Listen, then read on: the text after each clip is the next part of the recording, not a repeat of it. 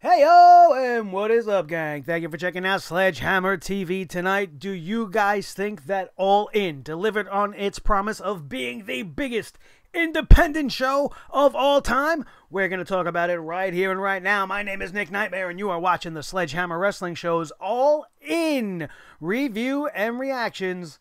Let's do it.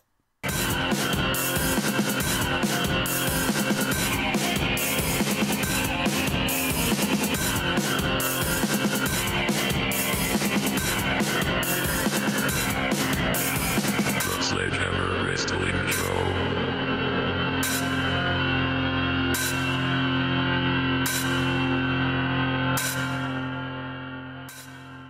Alright, wrestling fans, thank you so much for joining me. You know, it's very hard for me to sit here and tell you that what I watched tonight, 4.5 to nearly 5 hours of professional wrestling put together by 4 independent organizations in a collective effort to just do something special. And something special is what happened tonight in Chicago. All In became the focal point of the entire professional wrestling world. StarCast was an absolutely amazing thing. If you were following them on social media, things were happening there that were just absolutely special. The whole weekend was absolutely special. This card featured 11 of the best matches you will see all year if you want to compare them to each and everything that we talk about on Mondays and Tuesdays on a regular basis. But we're not here to talk about any of that. We are here to talk about what went down in Chicago. We have our complete results written down for us. We have the whole recap all planned for you. But before we get into this stroking session, some of you guys out there that might think I'm an indie mark, right? I'm a WWE guy. We're a predominantly WWE channel. I've been watching the WWE for almost 40 years on this planet. So everybody needs to understand that that is where my mind frame is at. I make the time to watch Ring of Honor, New Japan, when I can. But when something like this comes down the pipe, you have to watch it. It's epic. It's important. The historical significance of what happened tonight cannot be overlooked. And All In claimed to be the biggest independent show ever put together of all time. And what we got was actually something even bigger than what they promised. That being said, 12 walking penises. 12 walking inflatable dicks carrying out the body of Hangman Page. The entrance alone, never mind who they carried out. 12 walking penises. If this happened on a WWE show, even if it was in the middle of their heyday and you had Val Venus come down with a bunch of walking dildos, you're not going to make me happy. It has nothing to do with the fact that it was Joey Ryan's gimmick. It has to do with the fact that who really thought this was going to be funny? If you really found amusement in that, you think that's okay in professional wrestling, then there's no helping you. You're obviously somebody that enjoys lowbrow humor, and you find these kind of things funny. You probably laugh at things like Katie Vick. You probably laugh at all the shit that the WWE throws at you that isn't funny at all. There's no room for that kind of bullshit in professional wrestling, and it's things like this that make people fucking hate Joey Ryan. Just like I can't stand Joey Ryan. His whole gimmick, the 70s porn star stash, the baby oil, the cock flip, or whatever the fuck he does. I'm not a fan of Joey Ryan. I never was. I'm pretty much on the Jim Cornette side of the fence when it comes to Joey Ryan. So when I watch a big event like this and I see a segment that wastes as much time as that did, that served absolutely no purpose, that did nothing to advance any aspect of professional wrestling, independent or mainstream, and all you did was make yourself look like a jerk-off, you made this event look stupid for having a segment like this. Everybody I think probably thought this was a great idea. Oh, it's going to be so funny. But do you realize that you had 12 walking cocks to the ring to do nothing but put over fucking Joey Ryan? Was that necessary? Absolutely not. Another thing that I don't think was necessary was the little, 80s tribute to Hulk Hogan and Randy Savage. I get Jay Lethal and his Black Machismo gimmick. I fucking love it. I absolutely do. But when you take a moment like an encounter between Savage and Hogan that happened pretty much 35 years ago, it just felt out of place. That is not the place to highlight a moment like that. I mean, that's the WWE's gig. If I want to see shtick like that, I'll watch people do it in the WWE. This is the biggest independent show of all time, and you're giving a nod of the cap to the two of the biggest mainstream performers ever. You're giving the nod of the cap to the WWE, who you should be going like this to. You want to emulate somebody, emulate Stone Cold Steve Austin versus The Rock. Start flipping birds. What do you want to emulate, Hulk Hogan? I understand it was all in fun. So all of you guys, all in guys, and anybody watching this, calm down. I understand it was all in fun. I don't necessarily have a problem with it. It just felt out of place in this show to me. And I didn't even chuckle at it. To me, I'm watching it and I'm like, why is he hulking up? What the fuck is Flip Gordon doing? He's not Hulk Hogan. He's not even dressed like Hulk Hogan. This is cheapening what was a very, very great match. But that's just me. That's my opinion. We bring the hammer down. That's what we do. You're entitled to your opinion, and you're free to share it down below. There was no appearance by Neville, which was very disappointing to me. No CM Punk, which I absolutely expected to not see. The guy said he wasn't coming. I don't think it was a work. And obviously, as the show is now over, we know that CM Punk is a man of his word. He said he wasn't going to be there. He wasn't there. I didn't expect him to be there. But with all the hype leading into it about Neville, surrounding Neville, and Cody Rhodes talking and tweeting about Neville, and for Neville to not be there just seemed a little underwhelming to me. It's not that we didn't have our share of surprises. We saw Bully Ray surprised us there. We had a lot of great stuff to talk about. We will talk about when we address the over-the-budget Battle Royal. But somewhat deflated to me. I expected to see something as big as that. And Y2J to me was I expected him to show up somewhere. So that wasn't a surprise to me. The main event was rushed. There was not enough time given to the main event. I say the 12 penises didn't have to happen. You would have had more than enough time to have a much better super kick party to end the show, as well as the first match on the main show, which was between two guys that I'm not too familiar with. I'm sure some of you guys are, and I apologize. That's not their fault that I don't know who they are. I just think that the match between Matt Kross and MJF, who is going to be at the next House of Glory show in just a couple of weeks, was unnecessary. There was an unnecessary way to kick off the show. And it actually was just the beginning of what I think my very last nitpicking on this show is going to be. This was a very strangely ordered card. You guys watching this, you know what happened. If you didn't know what happened, spoiler alert. Why wouldn't you have the NWA Championship match close this show? Why? Why are you closing this show with a 6-person tag team match that has no meaning, no stakes, or anything even behind it? It's pretty much a one-off 6-man between the Golden Elite, Rey Mysterio, Bandito, and Phoenix.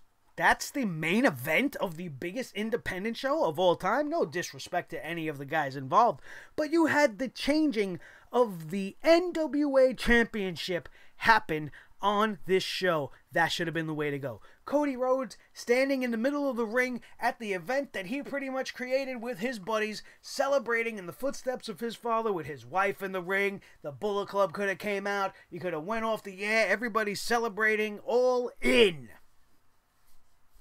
That's the way you would have ended this show. That's the way you should have ended this show. Why was this match the 4th match of the day? Why is that match being followed by the Ring of Honor Championship? Is Ring of Honor considered to be higher on the totem pole than the National Wrestling Alliance's World's Heavyweight Championship? That didn't make sense to me.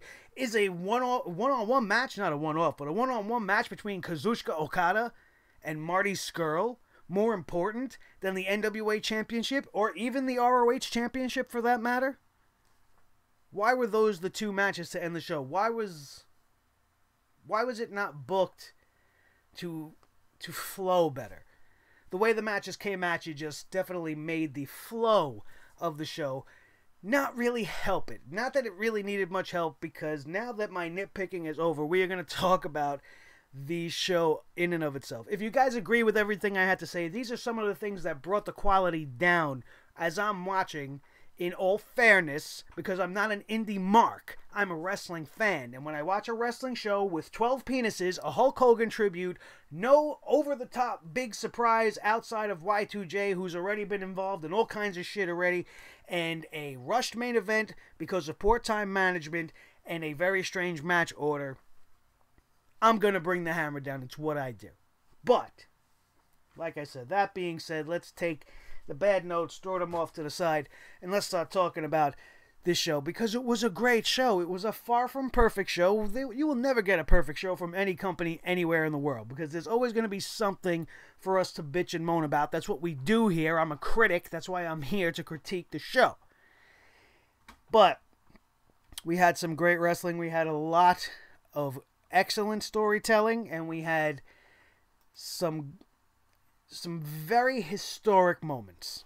Very historic moments. And it all kicked off with the 0 Hour, as we had SCU, SoCal Uncensored, SoCal Uncensored, defeating the ROH Tag Team Champions, the Briscoe Brothers, in a non-title matchup, but it was a great tag team matchup. You want to see tag team wrestling done right, you watch a match like this. It was very high drama, very high intensity, a great way to kick off the show with this matchup. The Briscoes are fantastic. I will never understand how the WWE didn't scoop them up years ago, especially with their connection to the Briscoe family. And the same could be told about Frankie Kazarian. I'm not too familiar with Scorpio Sky outside of everything he's been doing with SCU as of late, but Frankie Kazarian, a top-notch tag team specialist. Everything he's done with Daniels over the last couple of years, everything we know he's done in TNA and in Impact Wrestling, the guy is fantastic. There was no way this match was not going to come off as at least 4 to 5 stars, and it absolutely did, in my opinion. This was a great tag team matchup, and SCU gets the win, probably putting them in some sort of a contention for a title match in Ring of Honor at some point in the very near future. The over-the-budget Battle Royal came next, and the list of entrants in this thing was great. In the preview and predictions, we told you the confirmed names that we knew were going to be in here, but this was the complete list. We had Moose, Brandon Cutler, Trent Beretta, and Chuck Taylor, Rocky Romero, Cheeseburger, my first time to see this Cheeseburger guy, Hurricane Helms, Ethan Page, Tommy Dreamer, Jimmy Jacobs, Punishment Martinez, Austin Gunn, Billy Gunn, Marco Stunt, Brian Cage, Jordan Grace, Colt Cabana, Bully Ray, and Chico El Luchador. Chico El Luchador came out to start this whole thing at the beginning of the Battle Royal, and got powerbombed through a table by Bully Ray. And he was not seen again till the end of the match. This Battle Royal was everything. You guys, when you think of a Battle Royal and you watch one like this, this is what Battle Royals are supposed to be like. They're supposed to be unpredictable. You're supposed to have underdogs shining in specific moments, like a little guy like Marco Stunt. I'd never seen this guy so...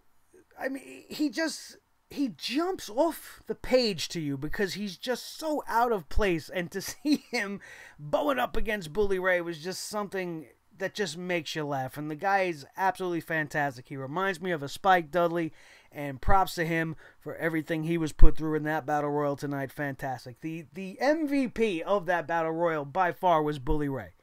Every single time one of the big name baby faces or one of the popular guys got a big elimination or did some big time move, he was the one to stop the party and end the celebration by eliminating them next. Bully Ray was on an absolute tear, took out everybody towards the end of this thing. I loved seeing the chemistry between Austin Gunn and Billy Gunn as they were assaulting Jimmy Jacobs at one point.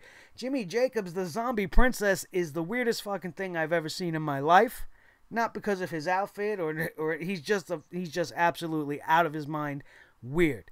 The guy locked lips with Billy Gunn in the middle of the ring. You know, to each his own, but that's not my idea of a Saturday night, if you ask me. And ended up getting eliminated for his troubles. I liked seeing the father-son thing. I thought that was great. Jordan Grace, I almost fell in love with. He's just so tough. And she lasted so long amongst such a great field of competitors. It just came off so great. Even right at her elimination, it was it got such a reaction from the crowd when they threw her out. It was just so fantastic. Bully Ray is just an absolute bastard. Punishment Martinez was very impressive in this matchup as well. We saw Trent Beretta and Chucky T with their best friend hugs. Everything you would want to have seen in this match we've seen. We saw the Hurricane choke slamming everybody. We saw Tommy Dreamer doing his thing. Everybody got their stuff in. And Bully Ray thought he would get the win, when out of nowhere, Chico El Luchador would return from the grave, eliminate Bully Ray, and reveal that he was Flip Gordon the whole time, which is something that I kind of predicted in my preview and predictions. I talked about how it would be great to see Flip Gordon in this match, end up in it somehow, and then progress on to fight the Ring of Honor champion, Jay Lethal, later on in the evening. This was a great battle royal. It was absolutely fun, and this is something the WWE could never do. They try to do it like this, but it just doesn't come off this way. It was absolutely fantastic. The main show kicked off, like I said, with Matt Kross defeating MJF. Wasn't really too interested in this match. The guys put on a good effort, but I was, just barely into it. I think I was kind of coming down from all of the action in the Battle Royal. To kick off the show with this match just seemed like, yeah, you don't really kind of have to watch this match, so we're just going to have one eye on it. Checked out who won, and that was about it. Didn't really care too much about it. Much more interested in seeing MJF coming to House of Glory in 2 weeks. Sean Mooney. Great to see Sean Mooney. When I heard his voice, it just sent chills down my spine, man. It just puts you right back in your bedroom watching Superstars on a Saturday morning. Absolutely great to see this guy. The whole night we had Justin Roberts doing the announcing. We saw Earl Hebner in the ring for one match doing the referee thing. This show felt as legit as any professional wrestling show the WWE could put on. Familiar faces, familiar names. It was absolutely fantastic. Just like the match we're going to talk about right now. And we're going to pull up the match screens now that I remember for this one. All In was fantastic, and this is one of my favorite matches. Let's talk about Christopher Daniels versus Stephen Amell, an absolute show stealer, a crowd pleaser, and a surprise to me that I was floored by the performance of Stephen Amell. Stephen Amell is a better wrestler than half of the wrestlers on Monday Night Raw. He could probably out-wrestle Bo Dallas. What I've seen tonight in his achievement with Christopher Daniels, even in a loss, which you had to expect was going to happen. Stephen Amell is the celebrity coming in from the outside. More often than not, they don't get the win, and they put over the actual professional wrestler, but I feel that would be disrespectful to not say that Stephen Amell is not actually a professional wrestler. The guy's fucking great. He's great. It was such a surprise to me. It is definitely the best celebrity-involved match you will ever see take place. There is not one celebrity that has ever stepped foot in the ropes that has given more to their match and did more to put over their star than Stephen Amell did. Christopher Daniels, I thought, was going to be the one to have to pull Stephen Amell through this matchup and just make him look decent. But he looked more than decent. He held his own in there against a veteran of years in this business. Absolutely beautiful. Props to Stephen Amell. I cannot speak any higher than that. And if you guys can't tell, I got a little cold coming on, so that's why maybe I sound a little different to some of my newer viewers. Just excuse me if I have to sneeze or cough or anything, because I feel a little bit of a cold coming on. After this matchup, Tennille Dashwood, who you WWE fans know as Emma, showed up with Mandy Leone to join in on the commentary for the Fatal 4-Way matchup that was coming up for the women. It was absolutely fantastic. The women's matchup featuring... Not that match. These screens are pissing me off. Tessa Blanchard, Madison Rayne, Britt Baker, who came out to Adam Cole's old music, and Zack Ryder's main squeeze, Chelsea Green, who absolutely surprised me too. I don't really watch TNA all as often as I probably should, and I am not as familiar with Chelsea Green other than what I see of her on social media through Zack Ryder, and this girl is a superstar. How the WWE hasn't got her wrapped up, how Zack Ryder hasn't gotten her at least a tryout or a job, is just beyond me. She was an all-star in this matchup. None more so than Tessa Blanchard. Tessa Blanchard is probably one of the greatest female wrestlers on the planet right now. I feel like if you brought her into the WWE, you could easily insert her into the upper echelon of the women's division, and it would make absolutely perfect sense. We already know what she could do, what we saw of her in the Mae Young Classic last year, and now we see what she could do as the Impact Wrestling Champion in a Fatal 4-Way matchup of this magnitude against three of the best girls in the world, and Tessa Blanchard was absolutely fantastic. This match was full of a lot of fun spots, and I will attribute that mostly to Chelsea Green doing her little woo-woo-woo chant in tribute to her man and then hitting the Rough Rider in the corner. But Tessa Blanchard would just prove to be too much for anybody, as she would hit that hammerlock DDT on Chelsea Green for the win. Absolutely fantastic women's match. They all hugged and embraced at the end of the match. They got a standing ovation from the crowd, well deserved, and that's the way you want to see your women's wrestling. Not a 6-woman tag on Raw or some bullshit rinky-dink storyline. There's no storyline here, but we got one of the best matchups you'll see from women in all of wrestling, thanks to All In. Now's where the confusion came in, because as I was coming down off this awesome women's match, we got Cody Rhodes coming out to the ring to fight Nick Magnus Aldis for the NWA World's Heavyweight Championship. Cody Rhodes is accompanied to the ring by his stunningly beautiful wife, Brandy Rhodes, Diamond Dallas Page, Tommy Dreamer, and his dog, Pharaoh. It's an absolutely beautiful puppy, by the way. They all were with Cody Rhodes on this night, and he got a huge pop. The Chicago crowd was absolutely 100% pro Cody Rhodes. Aldis got shit on the entire night. Big time boos from the crowd. Almost felt like I was watching Roman Reigns. It was unbelievable. Aldis had an entourage of his own consisting of Jeff Jarrett and Sean Daivari. Earl Hebner was the referee for this contest, and it was very, very slow going at first, but it was a good slow going. They were feeling each other out. They were getting in some offense on each other. It started to pick up, and then Cody Rhodes would hit a springboard crossbody off to the outside, but Nick Aldis would hit him with an elbow right across the forehead, which seemingly knocked out Cody Rhodes. You had Earl Hebner show up, putting up the X sign. Everybody's getting all up in arms, right? But it all would prove to be classic, old school booking. As next thing you know, you have DDP coming out. He's checking in on Cody Rhodes. Then you got Sean Daivari coming over, telling DDP to get out of here. Leave him alone. This match has got to go on. Next thing you know, Daivari gets a diamond cutter for his troubles. We've seen a diamond cutter at All In. So he went from the 80s in Hogan to the 90s in DDP. However, at least this was actually DDP, and he did the diamond cutter, and it was so much fun to see in this moment. He was helping out Cody Rhodes, and then the match would continue. Cody Rhodes would be an absolute bloody mess, just like his dad used to get back in the days with Ric Flair.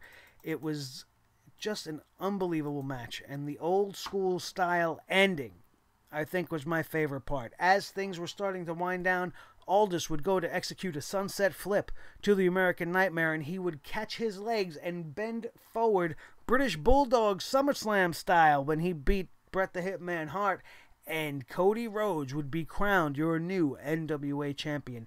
Something where the implications of which we will not know what this moment actually means to professional wrestling until at least a good year, if not maybe a couple of years, what this moment really signified. Is it going to signify the launching of a new war in the professional wrestling world for supremacy, or is it just going to be a pit stop where these guys get a moment of glory, 15 minutes, if you will, and then we're going to go back to normal? We'll have to wait and see, but I truly believe that this is a very small step that is happening that could start to turn the tide towards us having an actual secondary place to watch actual professional wrestling done in a big-time way. And it's absolutely fantastic. Hangman Page defeated Joey Janela with Penelope Ford in this Chicago street fight. Page would hit Janela with a phone and then hit the rite of passage off of a ladder through a table and ended up getting the win. This was a lot of fun to watch until after the match. The lights would go out. Every time the lights went out tonight, everybody, of course, was assuming we were going to see Neville or CM Punk. This was the worst of them all, as the reveal would be just a video of a dead Joey Ryan. And then he would be revealed to be alive because he would get a hard-on. I can't even believe I have to fucking say these kind of things on my professional wrestling show. Fuck you, Joey Ryan, and fuck this whole segment. If you liked this segment, you're not going to like me right now, because it was absolutely fucking ridiculous. Comes out with all these fucking inflatable penises. Ends up hitting Hangman Page with a super kick, and then has his entourage of cock carry Page out of the arena. Are you fucking kidding me? Was it worth it? Did you get the laugh that you were looking for? Because you didn't get it from me. In the back, we see Ring of Honor. See how fast I had to get away from that because I'm trying to calm myself down. It's late. I don't want to start yelling and screaming, and it's absolutely unnecessary. I'm done talking about him. I'm done. Ring of Honor World Champion. In the back, Jay Lethal gets handed black machismo glasses. And this I was fine with. I love the black machismo gimmick. I thought this was going to be fun. We would see Jay Lethal with Lanny Poffo in his corner, and Flip Gordon would come out for this match with Brandy Rhodes, which somebody please explain to me why that is. Cody Rhodes has spent the last few months doing everything in his power to make sure Flip Gordon was not booked for All In. Flip Gordon snuck his way in and then gets Cody's wife to be at ringside for him? And what did I miss? Did I miss something? Did I not hear something? Somebody fill me in on why the fuck she was out there, because that didn't make any sense to me either. If just to pull that little Miss Elizabeth segment that they were trying to pull off in the middle of the ring, definitely not worth it. I love me seeing me some Brandy Rhodes, but in that instance, overkill. Not worth it. Jay Lethal hits 3 Macho Man Randy Savage style Hail to the King elbows. Flip Gordon kicks out, hulks up, does the whole Hogan routine, took the whole level of the match down to me. But then we got back to business. Lethal ends up winning this matchup with a beautiful lethal injection to Flip Gordon. After the match is where the story really even gets better. Lethal and Gordon are in the ring celebrating with each other. They're shaking hands, showing some good sportsmanship, when Bully Ray would show up once again to spoil everybody's fun and attack them both with a steel chain. Lanny Poffo tried to make the save, but that wouldn't last very long at all. Next thing you know, Bully Ray's setting up a table in the ring when all of a sudden Colt Cabana comes out. He was probably being held in the back just in case CM Punk didn't show up, which we all know he wasn't going to be the stand-in for his ex-best friend, and it definitely came off very well. They kept calling him Chicago's favorite son and referencing him in that manner. He is from Chicago. It is his hometown. So he came out to make the save, gives Bully Ray a spear, and then the three of them put Bully Ray through the table, Shield powerbomb style. It was a whole lot of fun to watch. I love Bully Ray. I think he's one of the best heels in the business, and we had an absolutely great match there.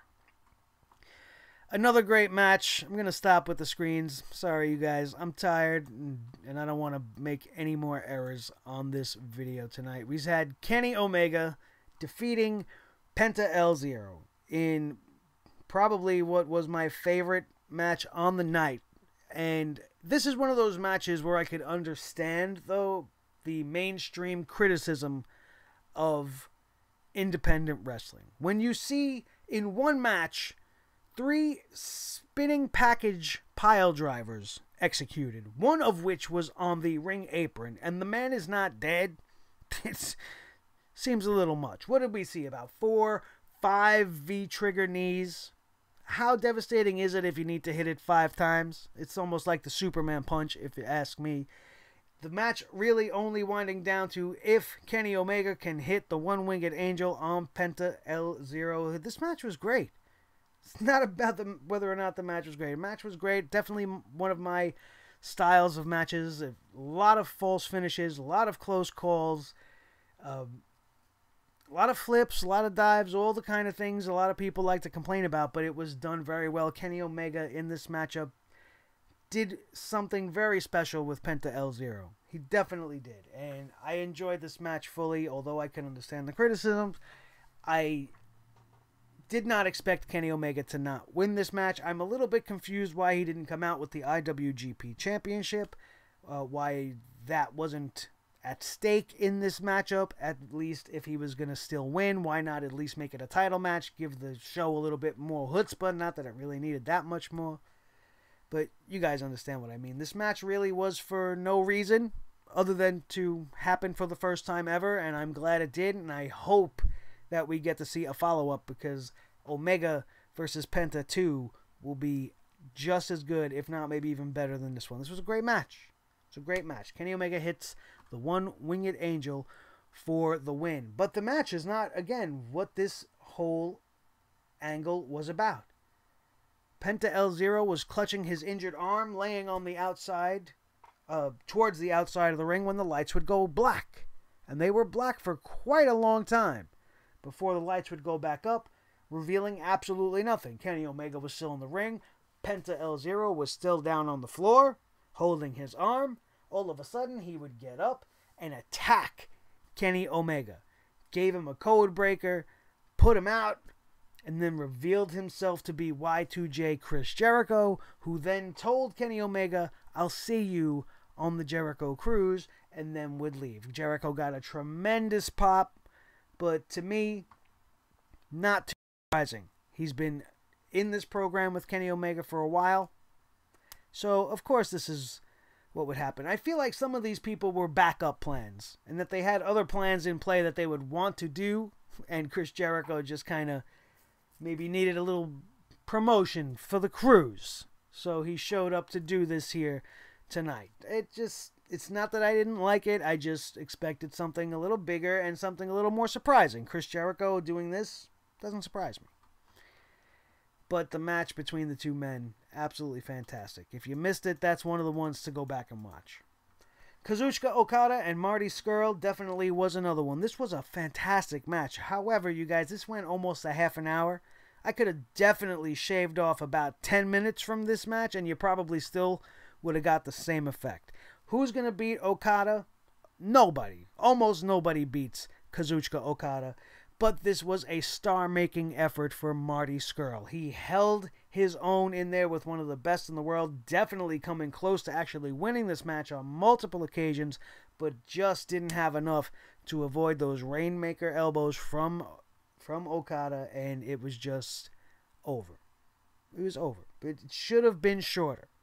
And if you would have taken the time away from this, you could have definitely gave the main event another 10 minutes. That would have got that over to be a little bit more entertaining. I feel like at this point in the show, I've seen the 2 title matches and the women's match, and I was almost exhausted through it. Like, I felt like nothing else really mattered, because there was nothing at stake between Okada and Scurll. There's nothing at stake between Omega and Penta, and it just felt like the rest of the show didn't matter, because these are just random matchups. So I didn't understand the positioning of these matches on the card.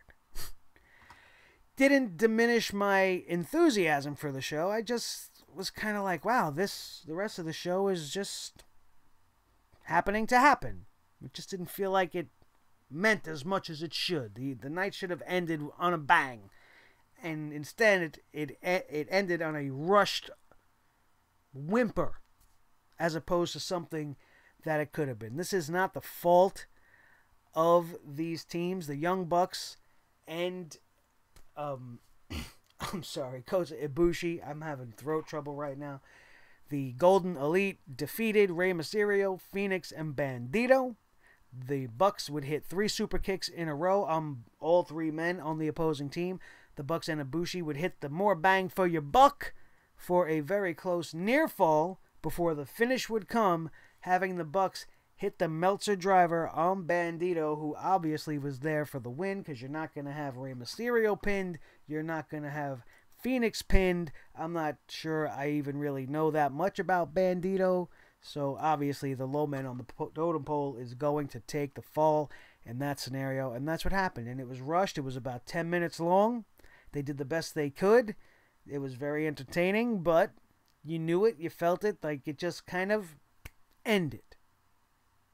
But it's better than anything WCW did. At least they didn't go over and screw us on the main event. They were trying to stay on top of time. I could have done a million things for them to shave a few minutes off of this match here, this match there. Some of these matches dragged on way too long. Some of them were a little overbooked. But all in all, tonight's All In was absolutely a great show. A phenomenal effort by this, I can't say this organization because it's all these organizations that came together for this tremendous night.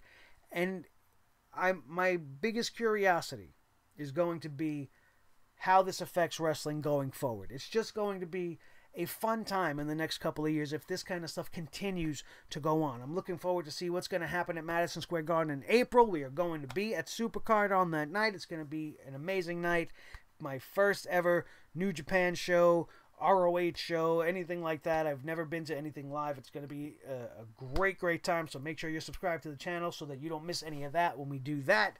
But All In, fantastic. And just one thing before we sign off. I was seeing a lot on social media, these WWE guys. Now listen, I told you guys at the start of this thing, I am a WWE guy. But I see all these fucking Roman Reigns fans on there with their little Roman Reigns avatars and their Roman Reigns banners and their I Love Reigns WWE blah blah blah handles, right? Half of them can't even spell the man's name right when they write about them on Twitter. Absolutely ridiculous. All saying, oh, All In didn't sell out the arena fully. Neither does the WWE. The WWE hasn't fully sold out an arena in probably the last 20 years. At the very least, when they began the gigantic Titantron. How long ago was that? Anybody that's been to any WWE event can tell you that half the arena, well not half, but at least 1/3 of the arena is cordoned off. You can't see from behind the big beautiful set that Cody Rhodes paid for to be there tonight. So why are they going to have seats available there? So of course you didn't sell out the full venue, you fucking idiot. You think the Sears Center only has 10,000 seats? They have about 12,000 plus, maybe even a few thousand more. But not everybody's going to be able to see. They sold out 10,000 tickets. Whether or not they sold out the building is not the issue. The goal was 10,000 tickets. They sold out. Don't tell me they didn't sold out when I tried to get a ticket for the last 2 months and I couldn't get a ticket through normal means. I'd had to go through a scalper or StubHub or one of those people that resell. This show was sold out. So shut your mouth and just enjoy it. Just watch it and enjoy. Why are you even watching it, Mr. WWE guy? Some of you guys might be saying that to me. I enjoyed the shit out of it.